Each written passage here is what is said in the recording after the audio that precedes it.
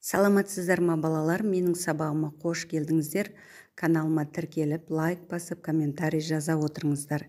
Бүгінгі сабақ қазақ әдебиеті 5-ші сынып Дулат Бабатайұлы. 19 ғасырдың әдебиетінің көрнекті өкілі болған Дулат Бабатайұлы шығармашылығымен бізді сол заман тынысымен таныстырады. Есімізге түсірейік, естеріңе түсіріңдер, қазақ ертегілер мен батырлар жырының, аңыз әңгімелердің қандай маңызы бар? Иә, бізге қазақ ертегілері, батырлар жыры және аңыз әңгімелердің маңызы бізге деген өте зор. Осы ауыз әдебиеттеріне қарап, біз қазақ халқының тұрмысын, өмірін, салтын және салт дәстүрін байқай аламыз. Олардың осы уақытқа шейін олардың қалай өмір сүргендігі туралы біз өзіміздің батырларымыз, көптеген аңыз тарихи адамдарымызды осы біздің өмірімізге дейін жетті.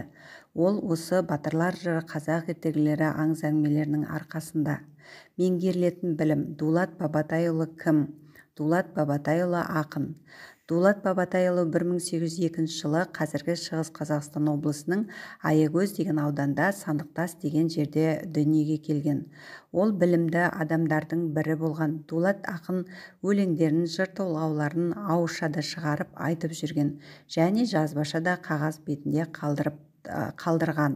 Дулат Бабатайұлының «О ақтан жас» деген арна өлеңі жетім балаға арналған, яғни ақтан деген баланың тағдыры жайында жазылған. «О ақтан жас, сен де жетер мекенсің, жетімдіктің белінен асып өтер мекенсің» деп жетім баланың болашағына көз жүгіртіп, алаңдап қарайды. Жетім баланың өмірін уайымдайды, қайғырады. Жетімдіктің зардабын көрген ақтанның болашағынан ол үлкен ұмыт күтеді. Ақын бір өлеңнің бір жолдарында «Сұлу сүйер мекенсің, сауыт киер мекенсің» деп жырлайды. Бұл дегеніміз, яғни сұлу сүйіп, яғни әйел алып үйленіп, сол әйелдің артында кетер мекенсің, жоқ, сауыт киіп, еліңді қорғайтын, жеріңді қорғайтын батыр болар мекенсің деп келтіреді. Жетімдіктен қол үзіп, жақсы өмірге жетер мекенсің, жоқ, сол жетімдіктің соңында кетер мекенсің деп уайымдайды. Дулат Бабатайұлы қазақ әдебиетінің ірі өкілдерінің бірі, яғни ол халық ақыны. Дулат Бабатайұлы бұл қазақ әдебиетінде тарихында алғаш мысал жазған ақын, артық болмас білгенің.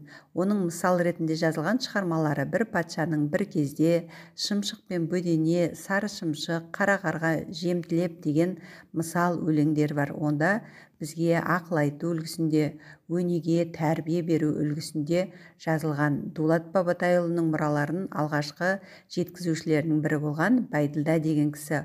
Ол ақынның шығармалар жинағын қазанда «Өсиетнама» деген атпен 1880 жылы басып шығарған. Дулат Бабатайұлы бұл халықтың ақыны, өз заманымыздың осы білімді адамы, үлкен ақыны. Ол өлеңдерін, жыр толғауларын ауызша, жазбаша қағаз бетіне түсірген. Соның ішінде «О ақтан жас, деген өлеңі жетім балаға арналған. Ақынның төменде ұсынылып отырған өлеңі жеке адамға арнау үлгісінде жазылған, бірақ мұқият оқыған адамға оның өз құпиясы бар. Ол қандай құпия? «О ақтан жас, о ақтан жас, сен де жетер мекенсің, жетімдіктің белінен асып өтер мекенсің, жарық сәуле көре алмай, ел шаңына ере алмай, сол бойы кетер мекенсің, жапанға біткен жапырақ, жамылсаң тоңар мекенсің, жазғы шыққан бүлдірген, сұғынсаң тояр мекенсің, күрек түсін қасқайтып, сұлу сүйер мекенсің, бадана көз тоғыз тор, сауыт киер мекенсің, білтеліні тұтатып, түтінін үзбей оқ атып, жау қашырар мекенсің, тең құрбыңмен теңеліп, шаруа жиып кенеліп, бала сүйіп, мал жиып, керсеніңе бал құйып, өмір сүрер мекенсің, жетімдіктен өтерсің, шаң бермей әлі кетерсің, қажыма ақтан қажыма, жетерсің әлі, жетерсің. Естеріңе түсіріңдер, Дулат Бабатайұлы туралы не білдіңдер? Яғни Дулат Бабатайұлы ол ақын екенін білдік. Оның көптеген ауызшада, жазбашада шығармалары жарыққа шыққан, және де аударған оның мысалдары да көп. Олар Саршымшық, Қара қарға жемтілеп, Шымшық пен Бөдене деген мысалдары бар екенін білдік.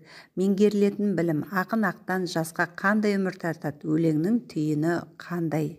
Ақын ақтан жасқа үлкен үміт артады.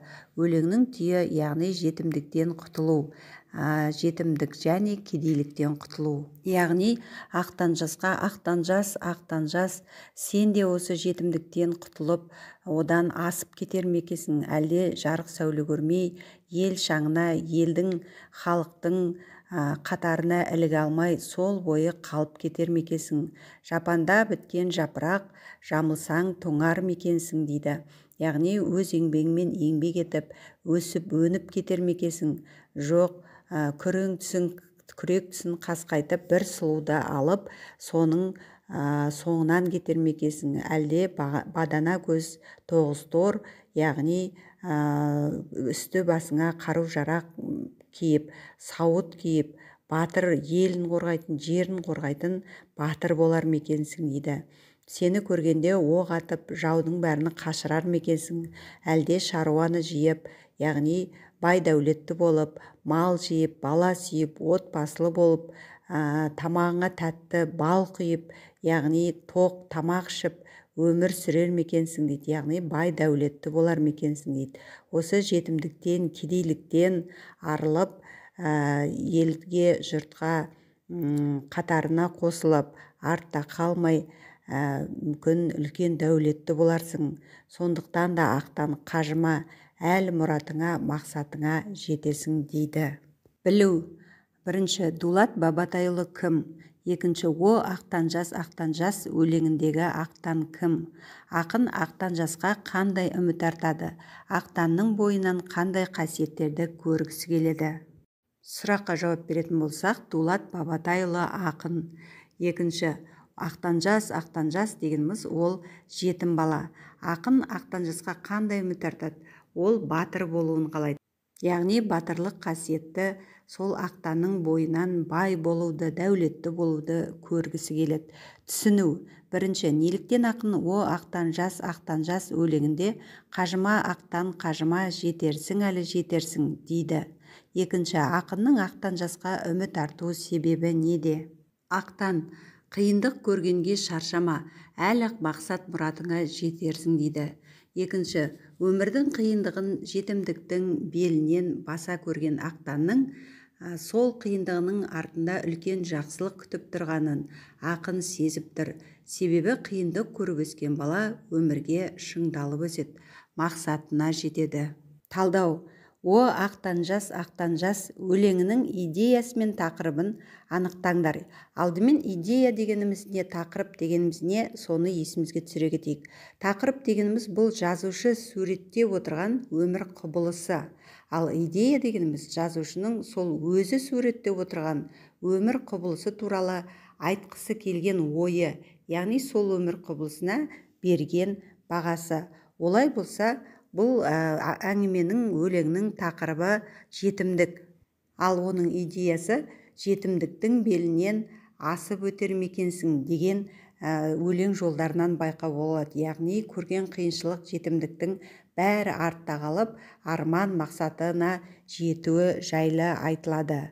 Жинақтау: ақынның ақтан жастың бойынан көргісі келетін қасиеттерді топтастырыңдар. Яғни ақын ақтан жастың бойынан өжеттілік, білімділік, батырлық, дәулеттілік және ақылдылық және шыншылдық қасиеттерді көргісі келеді. Өлеңді жаттап алыңдар. Қолдану: маған сыры мәлім болған бір құпия тақырыбында ақтан жасқа хат жазыңдар. Маған сыры мәлім болған бір құпия. Сәлем ақтан жас. Мен сенің Дулат Бабатайұлы өлеңнен жетім бала болып өскендігіңді білдім. Жетім деген сөздің өзі саған ауыр тиетінін түсінемін. Сен қаншама қиындық көрдің, азап шектің, қиналдың. Ата-ананың жылуын, алақанын, ыстық сезімін аңсадың. Мұның бәрі енді артта қалды. Себебі сенің жаныңда елің, жұртың бар. Сенің қайғыңды бәрі естіді. Біз сені жалғыз тастамаймыз. Біз сенімен біргеміз. Сен әлі-ақ мықты, бай, бақуатты, білімді боласың. Сәлеммен Зәуреш ұстаз. Яғни сәлеммен дегеннен кейін әркім өзінің атын жазады. Зәуреш ұстаз деп менің атымды жазып қоймаңыздар. Өлеңдегі зат есімдерді бір бағанға, етістіктерді екінші бағанға теріп алып жазамыз.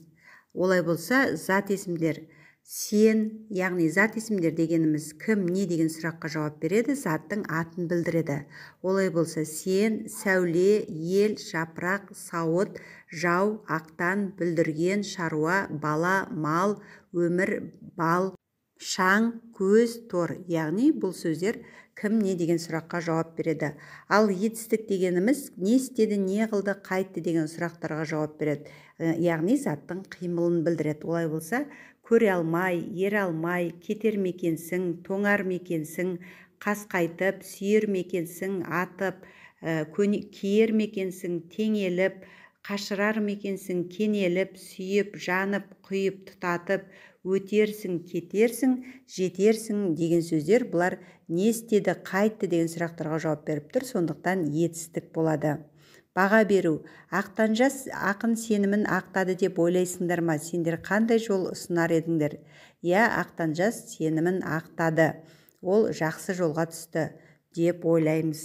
Мен ақтан жасқа білім жолын ұсынар едім. Екінші, сендер ақтан жастың орнында болсаңдар ақын үмітін қалай ақтар едіңдер? Я, мен ақтан жастың орнында болсам білім жолын қуар едім. Яғни білімді болсаң бәріне жетесіңдер. Риторикалық сұрау туралы түсінік. Риторикалық сұрау, лепті сұрау. Яғни ойды, сезімді әсерлі жеткізу үшін жауабы өзінен өзін айқын нәрсені әсерлі леппен сұрау түрінде айту. Өлеңде қойылған сұрақтың жауабын оқырман өзі біліп отырады. Риторикалық сұраулы сөйлем жауапты қажет етпейді. Мысалы, Жамбыл Жабаевтың Абай суретіне деген өлеңінде мынау тұрған Абайдың суреті ме? Өлең сөздің ұқсаған құдіретіне, ақыл қайрат білімді тең ұстаған қарсы келер Абайдың кім бетіне деген сұрау тастаса, Қадыр Мырзалы жақсылықтың алдында бас иетін, бабалардың не істейміз өсиетін, жер жоғалтса не болмақ перзенттерін, ер жоғалтса не болмақ қасиетін деп толғанады. Балалар, бүгінгі сабақ сіздерге өте түсінікті деп ойлаймын. Олай болса, менің каналыма тіркеліп қоңыраушаны басып қойыңыздар. Егер қоңыраушаны басып қойсаңыздар, күнделікті сабақ сіздерге көрініп отырады. Олай болса, келесі сабақта кездескенше.